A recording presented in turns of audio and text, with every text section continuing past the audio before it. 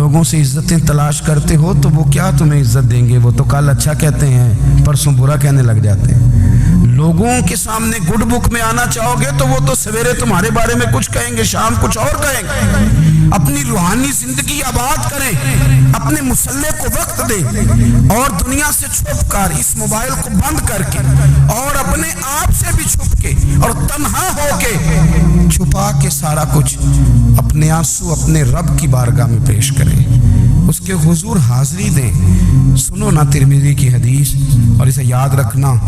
नबी पाक अलैहिस्सलाम ने फरमाया, अपने दुख लोगों के सामने ना बयान करना, सेठों नवाबों को ना बताते फिरना, दुनियादारों के सामने जाके ना रोना कि मैं तकलीफ में हूँ। फरमाया अगर दुनियादारों को दुख बताओगे रब तुम्हें कभी गनी नहीं करेगा।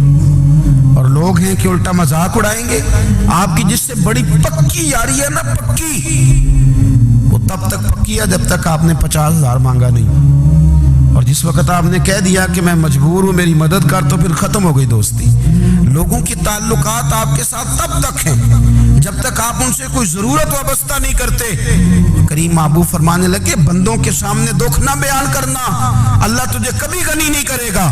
तो अपने दुख अपने रब को बता, तू दुआएं मांग, तू उसकी बारगाह में हाजिर हो, तू उसके हुजूर अर्ज कर। फरमाया अपने दुख अपने रब को बता, वो जल्दी करे या देर से करे तुझे सारी दुनिया से बेनियाज कर देगा, तुझे किसी का मोहताज नहीं रहने देगा। अपने मुसल्ले को, अपनी दुआओं को, एक बुजुर्ग फरमाते मैंने दुआ मांगने का तरीका अपनी बीवी से सीखा। दुआ मांगने का तरीका अपनी, सीखने वाले तो अपने बच्चों से भी सीख लेते हैं, सीखने वाले तो हर एक से सीखते हैं। वो कहते हैं मैंने दुआ मांगने का सलीका अपनी बीवी से सीखा है। हजरत वो किस तरह? फरमाने लगे मेरी बीवी ने ना मुझे कोई काम बताया, कुछ पैसों की ज़रूरत के लिए कहा, तो मैंने उसे कहा कि भाई अभी मेरे पास नहीं है, कुछ दिनों में आते हैं तो मैं दे दूंगा। औरतों की आदत होती है, वो बार बार याद कराती हैं। 2-4 दिनों के बाद फिर उसने कहा हजरत वो मैंने कहा था कुछ पैसे, मैंने उसे कहा कि अभी मेरे पास नहीं है, कुछ दिनों में मिलते हैं तो मैं तुम्हें दे दूंगा। उसने कुछ दिनों के बाद फिर कहा हुजूर वो मैंने कुछ पैसे कहे थे। फरमाते मैंने डांट दिया, मैंने कहा कि क्या तू रोज मुझे शर्मिंदा करती है, कहा ना मेरे पास नहीं है, होंगे तो दे दूंगा, तू रोज याद कराती है। फरमाते उसने पहले तो मेरी डांट को सहा, फिर मेरे सख्त जुमलों ने उसकी आंखों में आंसू पैदा कर दिए, फिर उसने अपने आंचल में अपने उस दुख को समेटा और फिर उसने एक जुमला कहा तो मैं रो पड़ा और मुझे अपने रब से मांगने का तरीका आ गया। मुझे कहने लगी हजरत जी आपने डांट दिया, मैंने सह लिया, पर आप ही मेरे शौहर हैं, बताएं ना, आपसे न कहूं तो मैं किससे जाके कहूं। फरमाते मैं रो पड़ा और मैं खुल के रोया और मैं तड़प के रोया और फिर मेरी सिसकियां बंद गईं। तो मुझे कहने लगी आपको क्या हुआ? मैंने कहा मुझे भी दुआ मांगनी आ गई है। जब मैं उसे कहूंगा ना अल्लाह तू ही मेरा रब है, मैं तुझसे न कहूं तो मैं किससे जाके कहूं? मैं क्यों किसी बंदे से सवाल करूं, मैं क्यों किसी दुनियादार से कहूं? मैं तेरे बंदों का, नेक बंदों का वसीला लेके, तेरे महबूब की गुलामी लेके तेरी बारगाह में आया, तुझसे ना मांगूं तो किससे मांगूं? समझ आ गई है, जब मैं इस रंग में मांगूंगा तो फिर रब मेरे ऊपर बड़ा ही फजल फरमाएगा, वो मेरे ऊपर बड़ी रहमत करेगा, वो मेरे लिए आसानियां करेगा। अजीज दोस्तों, हम इस तरह करने लग गए हैं कि हमने ना अपने ताल्लुकात पर एतमाद करना शुरू कर दिया है। मेरे ताल्लुकात बहुत हैं, हमने अपनी दौलत पर एतमाद करना शुरू कर दिया है, मेरे पास दौलत बहुत है। हमने अपने इल्म पर, अपनी शोहरत पर एतमाद करना शुरू कर दिया है कि मेरे पास फलां चीज बहुत है। याद रखना, जब बेनियाज अपनी सिफ्ते बेनियाजी दिखाता है तो बड़ी बड़ी दौलतों वाले मजबूर नजर आते हैं। भाइयों, जब इंसान का रिश्ता अपने मालिक के साथ होता है फिर तो गम भी कुछ नहीं कहते, परेशानियां भी कुछ नहीं कहती, फिर तो जिंदगी सब्र वाली, फिर तो जिंदगी तवक्कुल वाली, फिर तो जिंदगी भरोसे वाली। फिर इंसान अपने आप को रुसवा नहीं करता, दुनियादारों से उम्मीदें उसकी खत्म हो जाती, उम्मीदें अल्लाह रसूल से लगा लेता, मजबूत हो जाता है, मजबूत, ताकतवर हो जाता है, खुददार हो जाता है, बावकार बाइज्जत हो जाता है। हजरत बहलोल दाना रहमतुल्लाह अलैह बैठे थे तो हारून रशीद हज करके आ रहा था,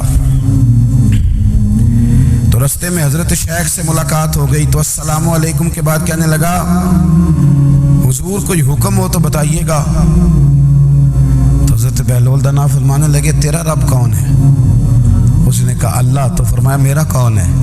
कहा अल्लाह। फरमाने लगे तो बड़ा ही बेवकूफ है, क्या तू ये समझता है कि रब हारून रशीद को तो देगा और बहलोल दाना को भूल जाएगा? तेरा भी वही रब है, मेरा भी वही रब है। उसने अगर तुझे दे के आजमाया है तो हो सकता है मुझे ना दे के आजमा रहा हो। जब उसकी हिकमत के तकाजे होंगे तो अता करेगा और देगा। तू जा अपना काम कर।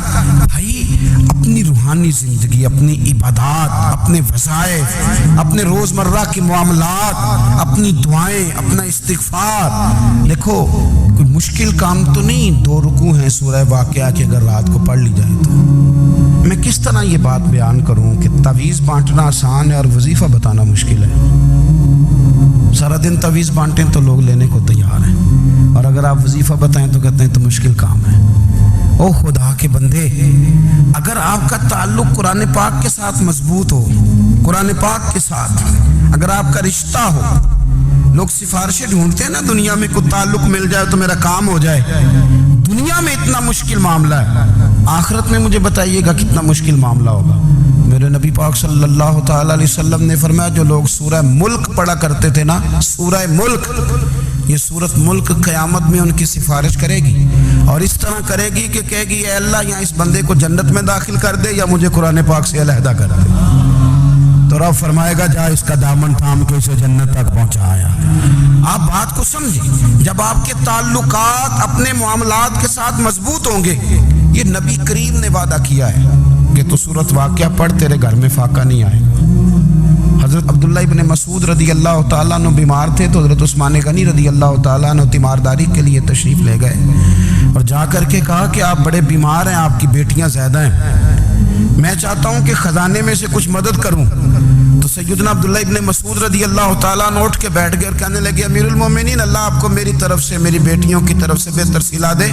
मेरी बेटियों को किसी खजाने की ज़रूरत नहीं, मैंने उन्हें खजाना दे दिया है। कहा जनाब आपने कौन सा खजाना दिया है, मैं आपके माली मामलात को जानता हूँ। तो फरमाने लगे, अमीरुल मोमिनीन, मेरे नबी करीम ने फरमाया है, जो सूरत वाक़िया पढ़े उसे कभी फाका नहीं आता। मैंने बेटियों को याद करा दी है, ये खजाना मैंने उन्हें दे दिया है। वो सारे वालिदैन सुने जो बेटियों के लिए परेशान रहते। हजरत अब्दुल्ला इब्न मसूद नसीहत कर रहे हैं, फरमाने लगे, मैंने सूरत वाक़िया याद भी करा दी है, पढ़ने की आदत भी डाल दी है। हुजूर ने फरमाया है, जो सूरत वाक़िया पढ़े उससे फाका नहीं आता। कहने लगे, चांद तो अपनी जगह छोड़ सकता है, सूरज गिर सकता है, तारे टूट सकते हैं, पर मदीने वाले रसूल की बात गलत नहीं हो सकती। हुजूर ने फरमाया, फाका नहीं आएगा तो इंशाअल्लाह कभी भी नहीं आएगा। करने का काम यह है कि हम अपने मामलात, अपनी इबादत, अपनी दुआएं, कभी 10 मिनट आदत हो जाए ना दुआ मांगने की, अलहदा से रात को।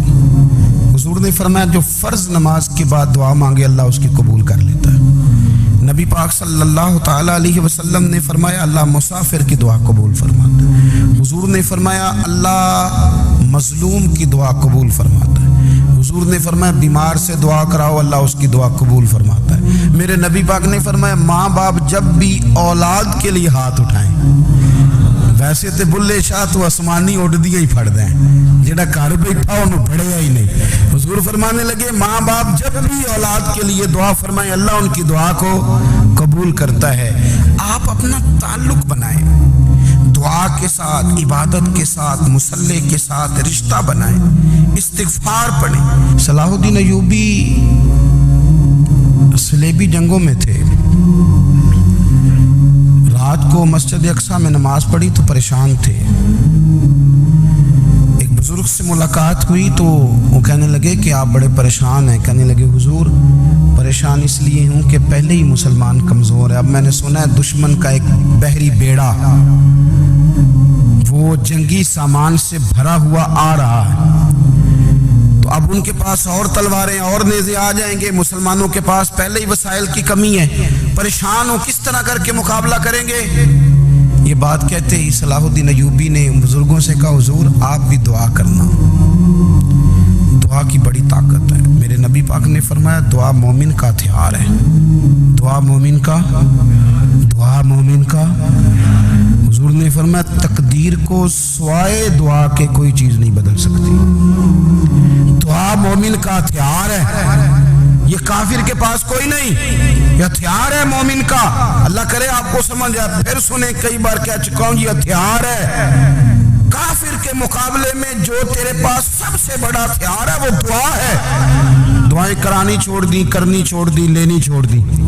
हजरत सैयदना अनस बिन मालिक रदी अल्लाह ताला अन्हु फरमाया करते थे, मैंने वो रंग देखा है जब हुजूर दुआ मांगते थे और हुजूर की मुकद्दस आंखों में आंसू भी साथ ही बहा करते थे। मैंने वो अंदाज देखा है। तो सलाहुद्दीन अय्यूबी बुजुर्ग से कहने लगे आप भी दुआ कीजिए, और खुद रोने लगे और सर सजदे में रख के रोने लगे और इशा से लेकर फजर तक रोए, खूब रोए।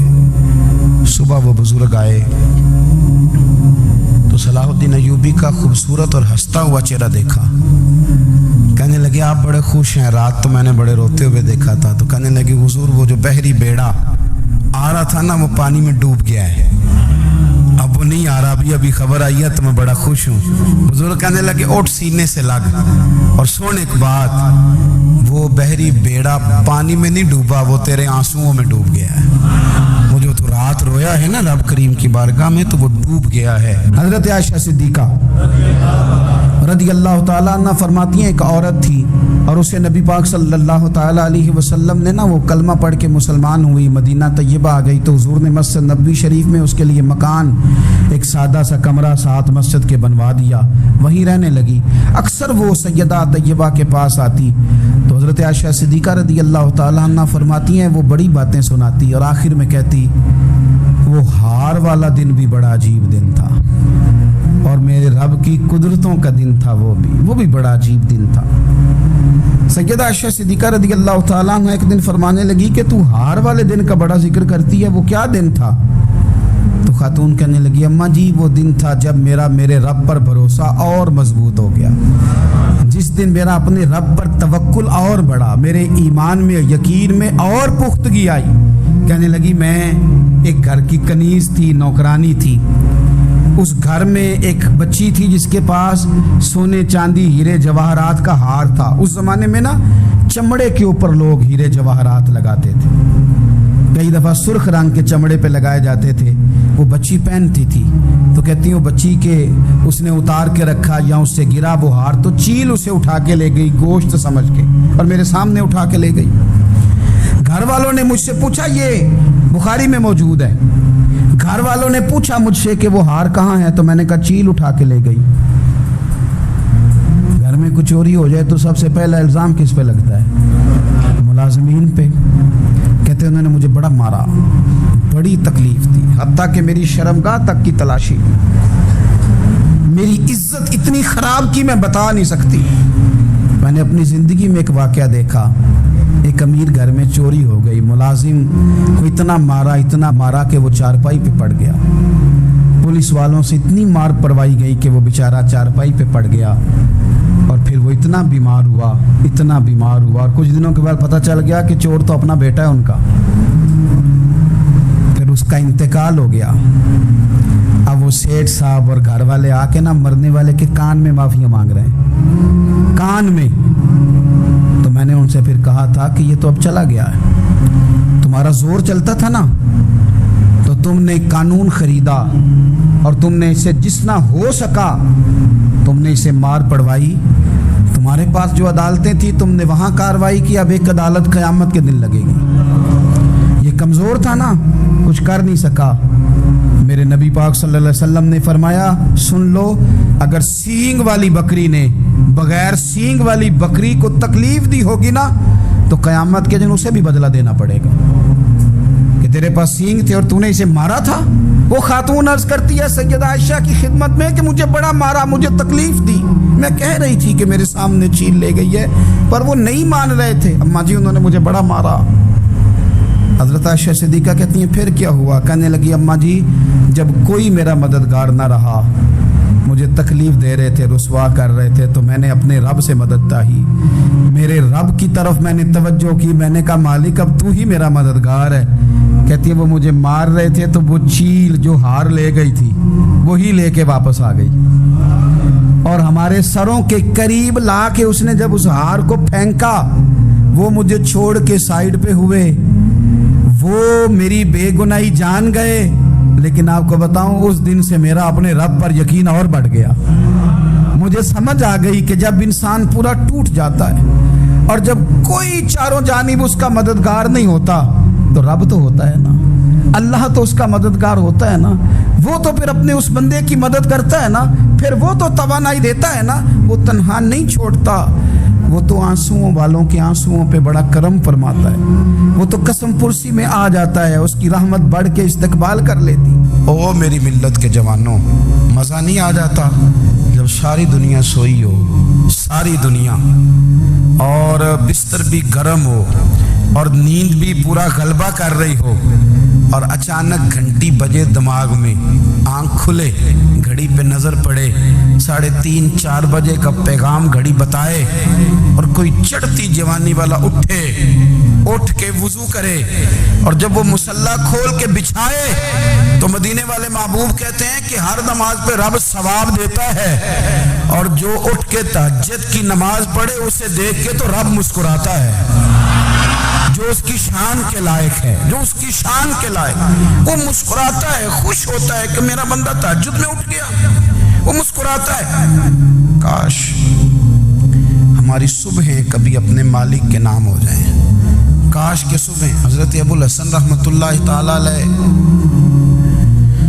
हजरत माज इब्ने जबल रदी अल्लाह ताला अन्हु के पास बैठा करते थे। फरमाते हैं उनसे जो प्यार बढ़ा तो फिर मेरा मुसल्ले से भी बढ़ गया। ताबी हैं, फरमाते हैं सहाबी रसूल से मोहब्बत हुई तो जिक्र से भी हो गई, फिर दुरूद शरीफ से भी हो गई। मोहब्बत उनसे बढ़ी तो फिर अल्लाह ने मस्जिद का प्यार भी बढ़ा दिया।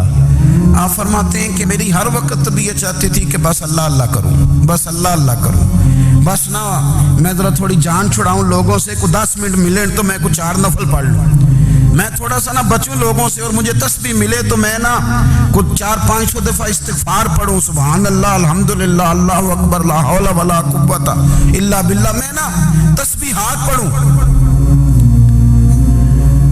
फरमाते हैं कि बच्चे थे घर में 6-7, गुर्बत थी, काम मिलता कोई नहीं था, और मैं काम चोर नहीं था, काम ढूंढता था, पर अल्लाह की कुदरत के काम नहीं मिलता था।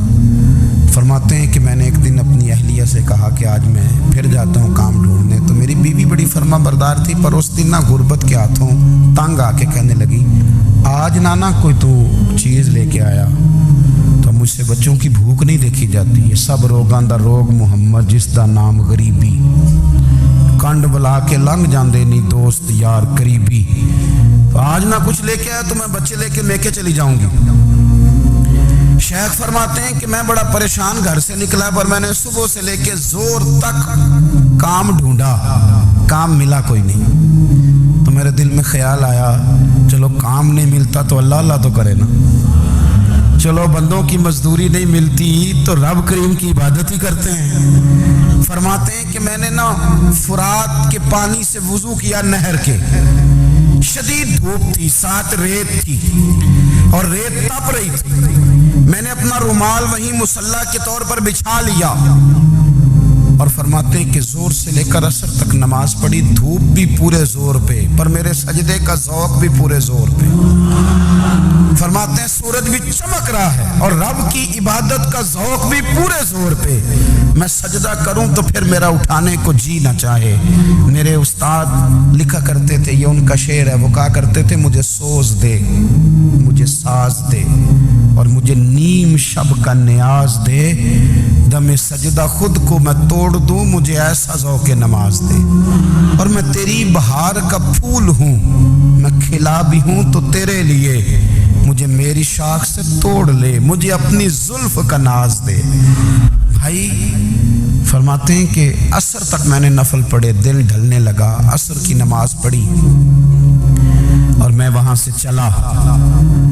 अब मैं जब निकलने लगा तो दिल में ख्याल आया कि छोटी छोटी दीवारें हैं घर की, बगैर कुछ लिए जाऊंगा तो बीवी दूर से देखेगी तो शोर करेगी कि फिर खाली हाथ आ गया है। कहते मैंने अपने उसी रुमाल में जिस पे मैंने नमाज पढ़ी थी ना, रुमाल में की अकीदे पंजाबी जिसाफा कहते हैं, उसी में ना मैंने कुछ रेत भर ली कि वो दूर से देखेगी तो समझेगी कुछ लेके आया है। चलो जाके उसे बता दूंगा कि आज फिर मजदूरी नहीं मिली। कहते हैं वो रेत लेकर जब मैं घर में गया तो पहले बीवी दरवाजे पे खड़ी होती थी, पूछती थी खाली हाथ आ गए हो? आज मैंने देखा तो है ही कोई नहीं।